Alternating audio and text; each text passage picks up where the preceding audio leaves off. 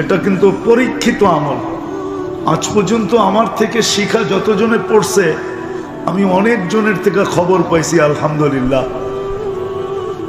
দাউদকান্দিতে তো এক লোক আছে, এই পর্যন্ত বলছে যে হুজুর আমি কতবার দেখছি এটা আপনাকে বলবো না, কিন্তু আমি পড়ায় দিনই দেখি আল্লাহ রসুল। দুরূদটা কঠিন না। আল্লাহুম্মা সাল্লি ওয়া সাল্লিম আলান নবিয়্যিল উম্মিয়্যি ওয়া আলা আলিহি ওয়া আসহাবিহি, বাস এতটুকু।